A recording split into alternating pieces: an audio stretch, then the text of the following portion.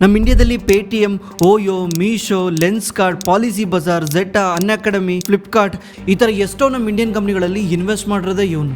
2000 ಇಸ್ವಿನಲ್ಲಿ ಇವನು ಜಗತ್ತಿನ ಅತಿ ದೊಡ್ಡ ಶ್ರೀಮಂತ ಆಗಿದ್ದ. ಇವನ್ ನೆಟ್ವರ್ತು ದಿಸಕ್ಕೆ 11,000 ಕೋಟಿ ಜಾಸ್ತಿ ಆಗ್ತಾ ಇತ್ತು.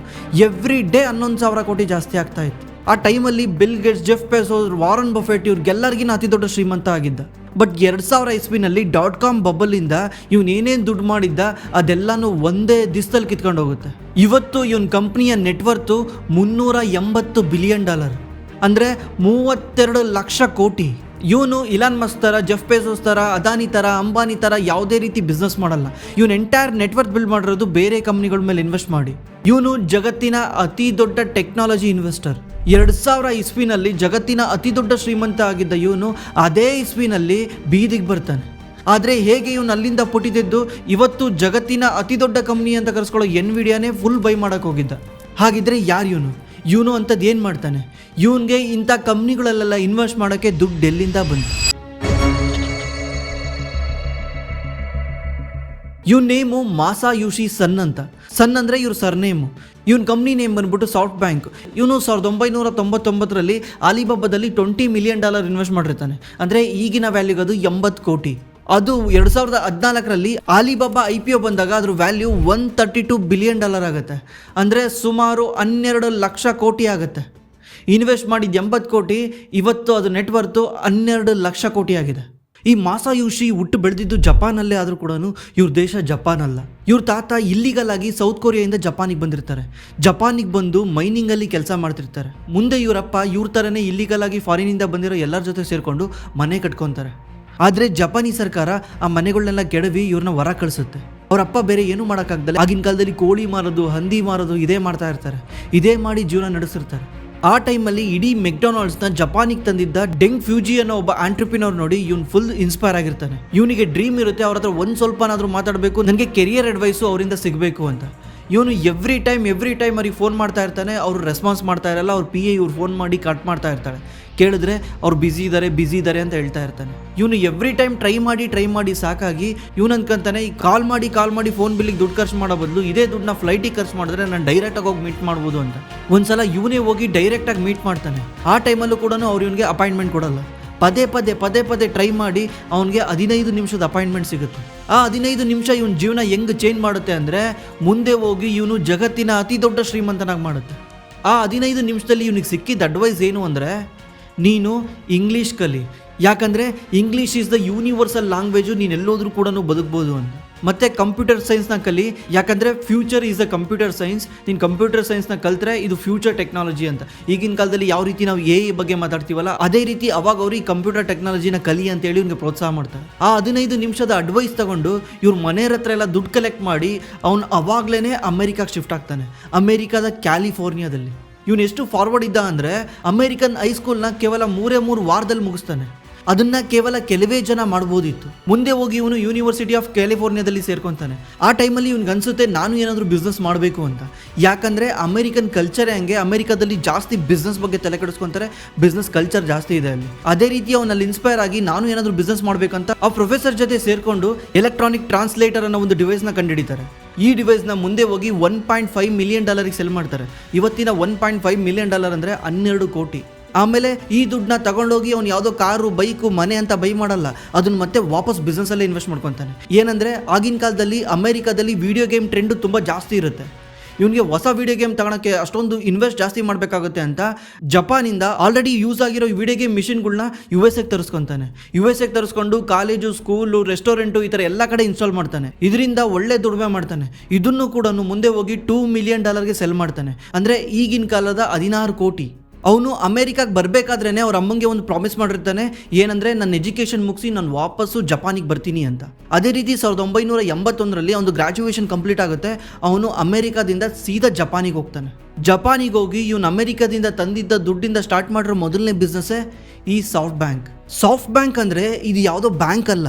ಸಾಫ್ಟ್ ಬ್ಯಾಂಕ್ ಅಂದರೆ ಆಗಿನ ಕಾಲದಲ್ಲಿ ಹೊಸದಾಗಿ ಪರ್ಸ್ನಲ್ ಕಂಪ್ಯೂಟರ್ಗಳು ಜಾಸ್ತಿ ಆಗ್ತಾ ಇತ್ತು. ನಾವು ಯಾವ ರೀತಿ ಇವಾಗ ಲ್ಯಾಪ್ಟಾಪು PC ಯೂಸ್ ಮಾಡ್ತೀವಲ್ಲ ಅದನ್ನೇ ಪರ್ಸ್ನಲ್ ಕಂಪ್ಯೂಟರ್ ಅಂತ ಕರೀತಾರೆ. ಆ ಡಿಮ್ಯಾಂಡ್ ಜಾಸ್ತಿ ಆಗ್ತಿರ್ಬೇಕಾದ್ರೆ ಅದರಲ್ಲಿ ಯೂಸ್ ಆಗುವಂಥ ಸಾಫ್ಟ್ವೇರ್ ಡಿಮ್ಯಾಂಡ್ ಕೂಡ ಜಾಸ್ತಿ ಆಗ್ತಾ ಇತ್ತು. ಇವನು ಸಾಫ್ಟ್ವೇರ್ ಬಗ್ಗೆ ನಯಾ ಪೈಸಾ ಐಡಿಯಾ ಇಲ್ದಿದ್ರು ಕೂಡ ಅಮೆರಿಕಾದಿಂದ ಏನು ಕಲ್ತ್ಕೊಂಬಂದಿದ್ನಲ್ಲ ಅದನ್ನೇ ಇಲ್ಲಿ ಅಪ್ಲೈ ಮಾಡೋಕ್ಕೆ ಹೋಗಿ ಸಾಫ್ಟ್ವೇರ್ನ ಸೆಲ್ ಮಾಡೋಕ್ಕೆ ಸ್ಟಾರ್ಟ್ ಮಾಡ್ತಾನೆ. ಇದನ್ನು ಸಾಫ್ಟ್ವೇರ್ ಡಿಸ್ಟ್ರಿಬ್ಯೂಷನ್ ಕಂಪ್ನಿಯಾಗಿ ಸ್ಟಾರ್ಟ್ ಮಾಡ್ತಾನೆ. ಅಂದರೆ ಯಾರ್ಯಾರಿಗೆ ಸಾಫ್ಟ್ವೇರ್ ಬೇಕು ಅವರು ಈ ಸಾಫ್ಟ್ ಬ್ಯಾಂಕ್ ಥ್ರೂ ಬೈ ಮಾಡ್ಬೋದಿತ್ತು. ಇದೇ ರೀತಿ ಮುಂದೆ ಹೋಗಿ ಟೆಲಿಕಾಮ್ ಇಕ್ವಿಪ್ಮೆಂಟ್ ಬಿಸ್ನೆಸ್ ಸ್ಟಾರ್ಟ್ ಮಾಡ್ತಾನೆ. ಈಗಿನ ವೊಡಾಫೋನ್ ಇದೆಯಲ್ಲ ಅದ್ರ ಜೊತೆ ಮರ್ಜ್ ಆಗಿ ಬಿಸ್ನೆಸ್ನ ಸ್ಟಾರ್ಟ್ ಮಾಡ್ತಾನೆ. ಮುಂದೆ ಹೋಗಿ ಇದು ಜಪಾನ್ನ ಅತಿ ದೊಡ್ಡ ಟೆಲಿಕಾಂ ಕಂಪ್ನಿ ಆಗುತ್ತೆ. ನಮ್ಮ ಇಂಡಿಯಾದಲ್ಲಿ ಏರ್ಟೆಲ್, ಜಿಯೋ, ವೊಡಾಫೋನ್ ಇದ್ದಂಗೆ. ಒನ್ಸ್ ಈ ಕಂಪ್ನಿನೂ ಬೆಳೀತಾ ಸಾಫ್ಟ್ ಬ್ಯಾಂಕು ತುಂಬ ದೊಡ್ಡ ಕಂಪ್ನಿ ಆಗುತ್ತೆ. ಇದರಿಂದ ಮುಂದೆ ನಡೆದಿದ್ದೆಲ್ಲನೂ ಮ್ಯಾಜಿಕ್ಕೆ. ಇವನು ಮುಂದೆ ಹೋಗಿ ಸಾಫ್ಟ್ ಬ್ಯಾಂಕ್ನ ಹೋಲ್ಡಿಂಗ್ ಕಂಪ್ನಿಯಾಗಿ ಮಾಡ್ತಾನೆ. ಯಾವ ರೀತಿ ಬರ್ಕ್ಷೈರ್ ಹಾಥ್ವೆ ಅಂದರೆ ವಾರನ್ ಬಫೆಟ್ನ ಕಂಪ್ನಿ ಹೋಲ್ಡಿಂಗ್ ಕಂಪ್ನಿ ಆಗಿದೆಯಲ್ವಾ, ಅದೇ ರೀತಿ ಸಾಫ್ಟ್ ಬ್ಯಾಂಕ್ನ ಹೋಲ್ಡಿಂಗ್ ಕಂಪ್ನಿ ಮಾಡ್ತಾನೆ. ಹೋಲ್ಡಿಂಗ್ ಕಂಪ್ನಿ ಕೆಲಸ ಏನಂದರೆ ಇದು ಯಾವುದೇ ರೀತಿ ಬಿಸ್ನೆಸ್ ಮಾಡಲ್ಲ, ಆದರೆ ಬೇರೆ ಬಿಸ್ನೆಸ್ಗಳಲ್ಲಿ ಇನ್ವೆಸ್ಟ್ ಮಾಡುತ್ತೆ. ಇದೇ ಹೋಲ್ಡಿಂಗ್ ಕಂಪ್ನಿಯಿಂದ ಎನ್ವಿಡಿಯಾದಲ್ಲಿ 5% ಸ್ಟೇಕ್ನ ಬೈ ಮಾಡ್ತಾನೆ. ಇವತ್ತು ಎನ್ವಿಡಿಯಾ ಜಗತ್ತಿನ ಅತಿ ದೊಡ್ಡ ಕಂಪನಿ. ಇವತ್ತು ನಾವೆಲ್ಲ ಏನು ಮಾತಾಡ್ತಿದ್ದೀವಲ್ಲ, AI, artificial intelligence, technology, gaming, ಏನೇ ಮಾತಾಡಿದ್ರು ಎಲ್ಲನೂ ಎನ್ವಿಡಿಯಾಯಿಂದನೇ. ನೀವೆಷ್ಟೋ ಗೇಮಿಂಗ್ ಲ್ಯಾಪ್ಟಾಪ್ಗಳಲ್ಲಿ ಅಥವಾ ಗೇಮಿಂಗ್ PCನಲ್ಲಿ ಈ ಎನ್ವಿಡಿಯಾ ನೇಮ್ ಕೇಳಿರ್ತೀರ. ಆದರೆ ಎನ್ವಿಡಿಯಾ ಅದಕ್ಕೆ ಸೀಮಿತ ಅಲ್ಲ. ಎಲ್ಲೆಲ್ಲಿ ಟೆಕ್ನಾಲಜಿ ಡೆವಲಪ್ಮೆಂಟ್ ಜಾಸ್ತಿ ಆಗುತ್ತೆ ಎಲ್ಲ ಕಡೆ ಎನ್ವಿಡಿಯಾ ಬೇಕಾಗುತ್ತೆ. ಯಾಕಂದರೆ ಎನ್ವಿಡಿಯಾ ಚಿಪ್ನ ತಯಾರು ಮಾಡುತ್ತೆ. ಆ ಚಿಪ್ ಇಲ್ದಲ್ಲೇ ನೀವು ಟೆಕ್ನಾಲಜಿನ ರನ್ ಮಾಡೋಕ್ಕೆ ಆಗಲ್ಲ. ಇವತ್ತು ನೀವು ಬಿಟ್ಕಾಯಿನ್ ನೋಡ್ತಿರ್ಬೋದು, ಕ್ರಿಪ್ಟೋ ಕರೆನ್ಸಿ ನೋಡ್ತಿರ್ಬೋದು, ಪ್ರತಿ ಒಂದಕ್ಕೂ ಕೂಡ ಆ ಚಿಪ್ ಬೇಕು. ಅದಕ್ಕೆ ಇವತ್ತು ಎನ್ವಿಡಿಯಾ ಜಗತ್ತಿನ ಅತಿ ದೊಡ್ಡ ಕಂಪ್ನಿ. ಎನ್ವಿಡಿಯಾದು ಮಾರ್ಕೆಟ್ ಕ್ಯಾಪು ಅಂದರೆ ಈ ಕಂಪ್ನಿಯ ವರ್ತು $3.2 ಟ್ರಿಲಿಯನ್ ಇದೆ. ನಮ್ಮ ಇಂಡಿಯಾದ GDP 3.9 ಇದೆ. ಅಂದರೆ ಇದು ಆಲ್ಮೋಸ್ಟ್ ನಮ್ಮ ಇಂಡಿಯಾ ಅಷ್ಟೇ ದೊಡ್ಡದಿದೆ. ಅಷ್ಟು ದೊಡ್ಡ ಕಂಪ್ನಿ. ಅಂಥ ಕಂಪ್ನಿನಲ್ಲಿ ಇವನು ಅವಾಗಲೇ 5% ಸ್ಟೇಕ್ನ ಬೈ ಮಾಡಿರ್ತಾನೆ. ಆ್ಯಕ್ಚುಲಿ ಈ ಮಾಸಾಯೋಶಿ ಎಷ್ಟು ವಿಜಿನರಿ ಅಂದರೆ ಇವನು ಇನ್ವೆಸ್ಟ್ ಮಾಡ್ತಿದ್ದ ಕಂಪ್ನಿಗಳು ನೋಡೇ ಹೇಳ್ಬೋದು.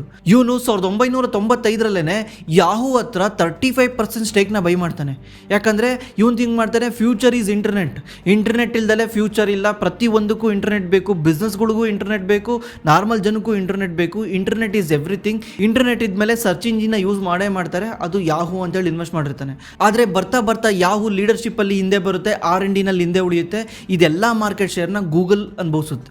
ಆಗ ಇವನಿಗೆ ತುಂಬ ಲಾಸ್ ಆಗುತ್ತೆ. ಇವನು ಮೋಸ್ಟ್ ಆಫ್ ದಿ ಇನ್ವೆಸ್ಟ್ಮೆಂಟ್ ಯಾಹೂದಲ್ಲಿರುತ್ತೆ. ಆಗ ಇವನು ನೆಟ್ವರ್ತು ತುಂಬ ಕೆಳಗೆ ಬರುತ್ತೆ ಯಾಹೂ ಫೇಲ್ಯೂರಿಂದ. ಇದರ ಕಂಪ್ಲೀಟ್ಲಿ ಅಡ್ವಾಂಟೇಜ್ ಆಗಿದ್ದು ಇವಾಗಿನ ಗೂಗಲ್ಗೆ. ಇದನ್ನ ನೋಡಿ ಯಾವುದೋ ಒಂದು ಫೇಲ್ಯೂರ್ ಸ್ಟೋರಿ ಅನ್ಕೊಂಬೇಡಿ. ಜೀವನ ಅಂದ್ರೇ ಹಂಗೆ ಮೇಲೆ ಕೆಳಗೆ ಇದ್ದೇ ಇರುತ್ತೆ. ಅದರಲ್ಲೂ ಬಿಸ್ನೆಸ್ಸಲ್ಲಿ ಮೇಲೆ ಕೆಳಗೆ ಇರೋದು ಸಹಜ. ಇನ್ವೆಸ್ಟರ್ ಈ ಥರ ಮೇಲೆ ಕೆಳಗೆ ನೋಡ್ಲಿಲ್ಲದ್ರೆ ಅವ್ನು ಮುಂದೆ ಗ್ರೋ ಆಗೋಕ್ಕಾಗಲ್ಲ ಅನ್ನೋಕ್ಕೆ ಇವನೇ ದೊಡ್ಡ ಸಾಕ್ಷಿ. ಈ ಫೇಲ್ಯೂರ್ ನಂತರ ಮಾಸಾಯೋಶಿ ಎಲ್ಲಿ ಇನ್ವೆಸ್ಟ್ ಮಾಡ್ತಾನೆ ಅಂದರೆ ಆಲಿಬಾಬಾದಲ್ಲಿ. ಆಲಿಬಾಬಾ ಇವತ್ತು ಜಗತ್ತಿನ ಅತಿ ದೊಡ್ಡ ಕಾಮರ್ಸ್ ಕಂಪ್ನಿ B2Bಗೆ. ಅಂದರೆ ನೀವು ಜಗತ್ತಿನ ಯಾವುದೇ ಪ್ಲೇಸಲ್ಲಿ ಸಣ್ಣ ಬಿಸ್ನೆಸ್ ಮಾಡ್ತಾ ಇರ್ರಿ, ನೀವು ಎಲ್ಲ ಐಟಮ್ನು ಆಲಿಬಾಬಾಯಿಂದ ಇಂಡಿಯಾಗೆ ತರಿಸ್ಕೊಬೋದು ಅಥವಾ ಪಾಕಿಸ್ತಾನ್ಗೂ ತರಿಸ್ಕೊಬೋದು. ಆಲಿಬಾಬಾ ಫೌಂಡರ್ ಜಾಕ್ಮಾನ ಇವನೊಂದ್ಸಲ ಮೀಟ್ ಮಾಡಿರ್ತಾನೆ. ಆ ಟೈಮಲ್ಲಿ ಜಾಕ್ಮಾ ಹೇಳಿರ್ತಾನೆ, ನಾನು ಚೈನಾದ ಅತಿ ದೊಡ್ಡ ಡಿಸ್ಟ್ರಿಬ್ಯೂಷನ್ ಕಂಪ್ನಿನ ಸ್ಟಾರ್ಟ್ ಮಾಡ್ತಿದ್ದೀನಿ. ಇದು ಮುಂದೆ ಹೋಗಿ ಜಗತ್ತಿನ ಎಲ್ಲ ಸಣ್ಣ ವ್ಯಾಪಾರಿಗಳಿಗೆ ಹೆಲ್ಪ್ ಮಾಡುತ್ತೆ ಅಂತ ಆ್ಯಪ್ನ ಬಿಲ್ಡ್ ಮಾಡ್ತಾ ಇದ್ದೀನಿ ಅಂತ ಜಾಕ್ಮಾ ಹೇಳಿರ್ತಾನೆ. ಅವನ ಕಣ್ಣಲ್ಲಿ ಫೈರ್ ನೋಡಿ ನಾನು ಈ ಕಂಪ್ನಿನಲ್ಲಿ ಇನ್ವೆಸ್ಟ್ ಮಾಡಿದೆ ಅಂತ ಒಂದು ಇಂಟರ್ವ್ಯೂನಲ್ಲಿ ಹೇಳ್ತಾನೆ. His eyes was very strong eyes, strong shining eyes. ಆ ಟೈಮಲ್ಲಿ ಇವನು ಆಲಿಬಾಬಾದಲ್ಲಿ ಇನ್ವೆಸ್ಟ್ ಮಾಡಿದ್ದು ಕೇವಲ $20 ಮಿಲಿಯನ್. ಕೇವಲ ಅಂದರೆ ನಮಗಿರ್ಬೋದು, ಅವನಿಗಲ್ಲ. $20 ಮಿಲಿಯನ್ ಅಂದರೆ ಈಗಿನ ಲೆಕ್ಕಾಚಾರಕ್ಕೆ 160 ಕೋಟಿ. ಅದು ಮುಂದೆ ಹೋಗಿ 2014ರಲ್ಲಿ ಆಲಿಬಾಬಾ IPO ಬರುತ್ತೆ. ಅವಾಗ ಅದು 136 ಬಿಲಿಯನ್ ಆಗುತ್ತೆ. ಅಂದರೆ ಸುಮಾರು 12 ಲಕ್ಷ ಕೋಟಿ ಆಗುತ್ತೆ. 160 ಕೋಟಿಯಲ್ಲಿ 12 ಲಕ್ಷ ಕೋಟಿಯಲ್ಲಿ ಅಂದರೆ ಸುಮಾರು 4,500% ರಿಟರ್ನ್. ಮುಂದೆ 2016ರಲ್ಲಿ ಆರ್ಮೋಲ್ಡ್ ಕಂಪ್ನಿ ಅನ್ನೋ ಒಂದು ಕಂಪ್ನಿನ ಅಕ್ವೈರ್ ಮಾಡ್ತಾನೆ. ಈ ಕಂಪ್ನಿ ಏನು ಮಾಡುತ್ತೆ ಅಂದರೆ ARM ಆರ್ಕಿಟೆಕ್ಚರಲ್ಲಿ ತುಂಬ ಫಾರ್ವರ್ಡ್ ಇರುತ್ತೆ. ಈ ಆರ್ಕಿಟೆಕ್ಚರಿಂದ ಎನ್ವಿಡಿಯಾನು ಮತ್ತು ಈ ಎರಡೂ ಕಂಪ್ನಿನ ಮರ್ಜ್ ಮಾಡಿದ್ರೆ ನಾವು ಮುಂದೆ ಒಳ್ಳೆ ದುಡ್ಡು ಮಾಡ್ಬೋದು ಅಂತ ಇವನೇನು ಮಾಡ್ತಾನೆ, ಎನ್ವಿಡಿಯಾ ಜೊತೆ ಹೋಗಿ ಮಾತಾಡ್ತಾನೆ. ಏನಂದರೆ ನಿಮ್ಮ ಎಂಟೈರ್ ಕಂಪ್ನಿನ ನಮಗೆ ಕೊಟ್ಬಿಡಿ, ನಾವು ಈ ARM ಹೋಲ್ಡಿಂಗ್ ಜೊತೆ ಕಂಬೈನ್ ಮಾಡಿ ಇದನ್ನು ನಾವು ಮುಂದೆ ತಗೊಂಡೋಗ್ಬೇಕಂತಿದ್ದೀವಿ. ಯಾಕಂದರೆ ನೀವು ಸಖತ್ತು R&D ಮೇಲೆ ಸ್ಪೆಂಡ್ ಮಾಡ್ತಾ ಇದ್ದೀರಾ, ನಿಮ್ಗೆ ಯಾವುದೇ ರೀತಿ ರೆವಿನ್ಯೂ ಬರ್ತಾ ಇಲ್ಲ. ಬಟ್ ಇದರಿಂದ ಫ್ಯೂಚರಲ್ಲಿ ಸಖತ್ ಹೆಲ್ಪ್ ಆಗುತ್ತೆ. ಈ ಕಂಪ್ನಿನ ನಮಗೆ ಸೆಲ್ ಮಾಡಿಬಿಡಿ, ನಾವು ಇದನ್ನು ಪ್ರಾಫಿಟಬಲ್ ಮಾಡ್ತೀವಿ ಅಂತ. 2016ರಲ್ಲಿ ಎನ್ವಿಡಿಯಾದು ಶೇರ್ ಪ್ರೈಸ್ ಎಷ್ಟಿತ್ತು ಗೊತ್ತಾ? $0.5 ಅಂದರೆ 50 ಪೈಸಾ. ಇವತ್ತು 50 ಪೈಸಾ ಇರೋ ಕಂಪನಿ $140 ಆಗಿದೆ. 300 ಪಟ್ಟು ಜಂಪ್ ಆದಂಗೆ. 300% ಅಲ್ಲ, 300 ಪಟ್ಟು. ಪರ್ಸೆಂಟಿಗೆ ಲೆಕ್ಕ ಹಾಕಿದ್ರೆ 30,000% ಆಗುತ್ತೆ. ಈ ಕಂಪ್ನಿನ ಕೇಳ್ತಾನೆ. ಆ ಟೈಮಲ್ಲಿ ಅವ್ರು ಕೊಡಲ್ಲ ಅಂತ ಏನು ಮಾಡ್ತಾರೆ, ಇವನ ಹತ್ರ ಆಲ್ರೆಡಿ 5% ಹೋಲ್ಡಿಂಗ್ ಇತ್ತಲ್ವಾ, ಅದನ್ನು ಸೆಲ್ ಮಾಡ್ತಾನೆ. ಆಗ ಆ ಹೋಲ್ಡಿಂಗ್ನ ವ್ಯಾಲ್ಯೂ ಕೇವಲ $4 ಬಿಲಿಯನ್. ಇವತ್ತು ಆ ಹೋಲ್ಡಿಂಗ್ ಇದ್ದಿದ್ರೆ ಎಷ್ಟಾಗ್ತಾ ಇತ್ತು?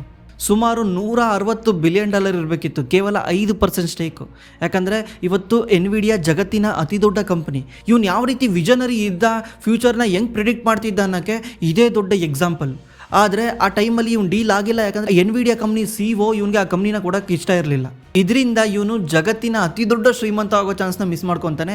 ಇಲ್ದಿದ್ರೆ ಇವತ್ತು ಇವನು ಇಲಾನ್ ಮಸ್ಕಿಗಿನ ಶ್ರೀಮಂತ ಆಗ್ತಿದ್ದ, ಯಾಕಂದರೆ ಇಡೀ ಎನ್ವಿಡಿಯಾನೇ ಇವನ ನೇಮಲ್ಲಿ ಇರ್ತಿತ್ತು. ಭೂಮಿ ಮೇಲೆ ಯಾರೂ ಇವನು ಶ್ರೀಮಂತ ಇರೋಕ್ಕೆ ಚಾನ್ಸೇ ಇರಲಿಲ್ಲ, ಅಕಸ್ಮಾತ್ ಇವನೇನಾದರೂ ಎನ್ವಿಡಿಯಾನ ಅವಾಗ ಬೈ ಮಾಡಿದ್ದಿದ್ರೆ. ಅದೇ ರೀತಿ ಸಾಫ್ಟ್ ಬ್ಯಾಂಕ್ದು ವಿಷನ್ ಫಂಡ್ ಅಂತ ಇದೆ. ಆ ಫಂಡ್ ಏನು ಮಾಡುತ್ತೆ ಅಂದರೆ, ನಮ್ಮಂಥ ಕಂಟ್ರಿಗಳು ಯಾವ್ಯಾವ ಡೆವಲಪಿಂಗ್ ಕಂಟ್ರಿಗಳು ಇದಾವಲ್ಲ, ಇಲ್ಲಿ ಯಾವುದು ಆ್ಯಪ್ಗಳನ್ನ ತಯಾರು ಮಾಡ್ತಾರೆ, ಟೆಕ್ನಾಲಜಿ ಕಂಪ್ನಿಗಳಿದಾವೆ, ಅಂಥ ಕಂಪ್ನಿಗಳಲ್ಲಿ ಇನ್ವೆಸ್ಟ್ ಮಾಡುತ್ತೆ.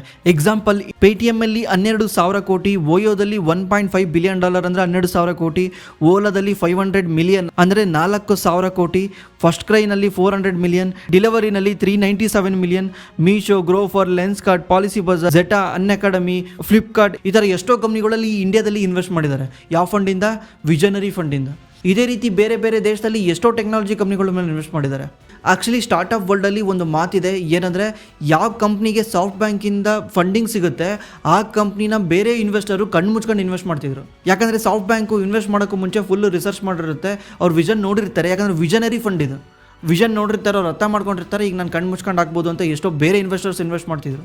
ನೀವೇ ಯೋಚನೆ ಮಾಡಿ ಇದು ಎಷ್ಟು ದೊಡ್ಡ ಕಂಪ್ನಿ ಇರ್ಬೋದು ಅಂತ.